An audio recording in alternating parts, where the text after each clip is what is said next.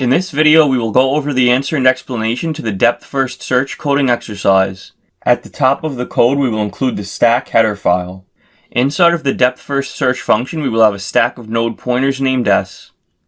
Then we will push the root onto the stack. While the stack is not empty, let's create a node pointer named N that we set to s.top. Then we will pop the top element off of S. After that, we will output N's value to the console. If N's left child is not null, we will push it onto the stack. If N's right child is not null, we will push it onto the stack.